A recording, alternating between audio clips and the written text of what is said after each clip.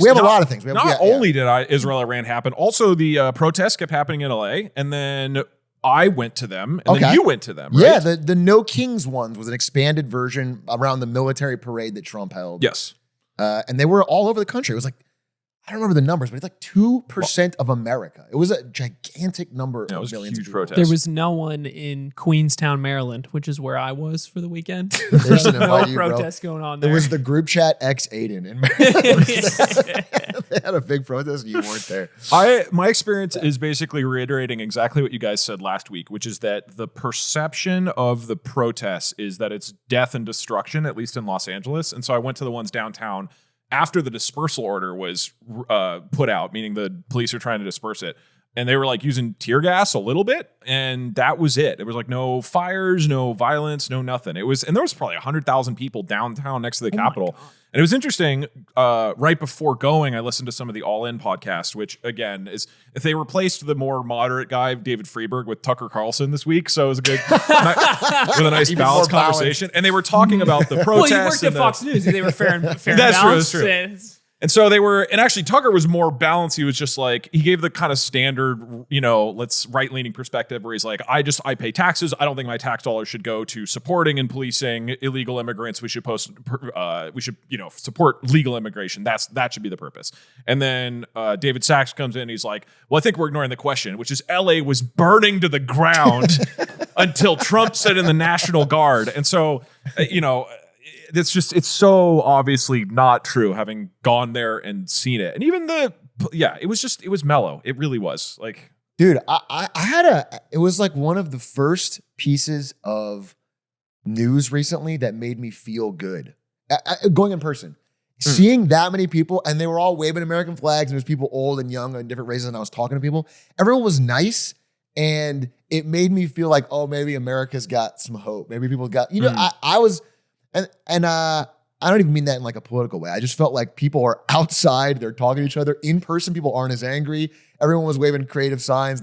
I just felt some sort of like sense that a lot of what I'm hating lately is mostly online. I just feel like this filter between people, this algorithmic filter is making people more angry. And then when I saw them in person, I felt better. So it was a positive moment.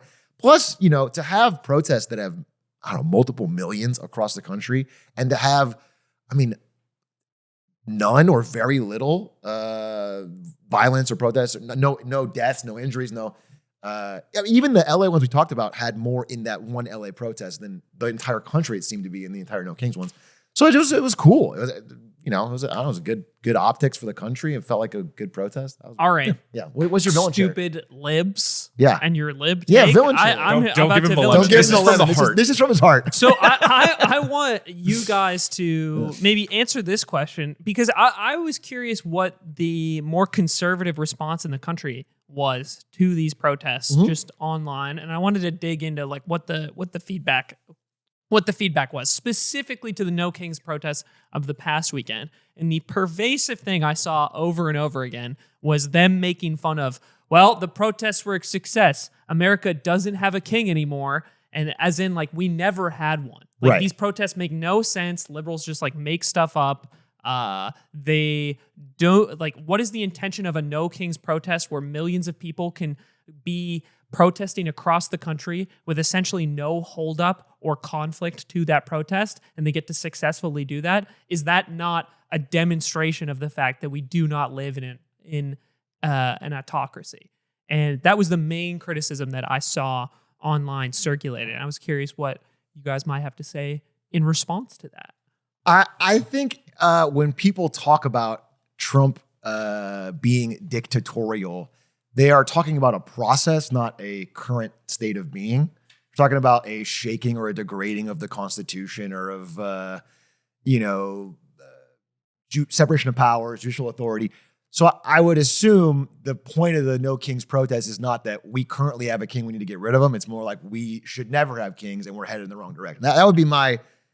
I do think that is that critique is obviously taking it very literally. Do you guys know, was the No Kings protest organized in response to ICE and the immigration stuff? Because in downtown LA, like 95% of the signs were about immigration or ICE. And the Trump no king concept was there in signs, but basically always to support this is about immigration. So it seemed like this was an anti-immigration policy protest to me. On the whole, I don't think so. My understanding is No Kings was specifically a response to him planning the military parade in DC. That was the origin I think of that a flavor of the No LA Kings one. protest. And then the immigration protests that had broken out in LA the weekend before happened to coincide with the timeline. Like these things, No Kings was being planned more than a week in advance. Gotcha. And then this also happened in LA in response to those ICE raids.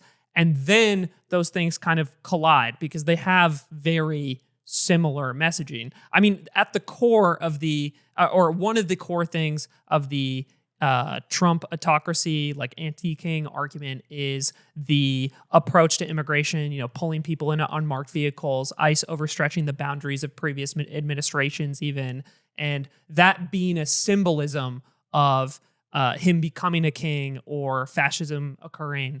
And that is why that response was happening in LA to begin with, and why it molds well into the broader messaging that I think No Kings has, which is, the idea of the Trump administration becoming something akin to an autocracy is not just about immigration, but immigration is a very big part of that. So I think it's a piece that just fit into these protests. From what I saw and looking at pictures, like the LA one was more focused on immigration because of what happened. That makes sense.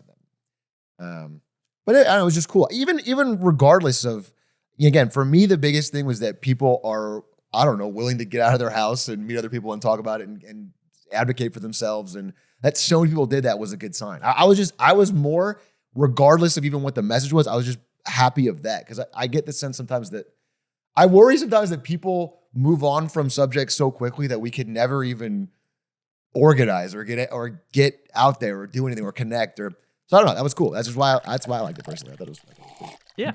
Well, I want to hear a little bit about the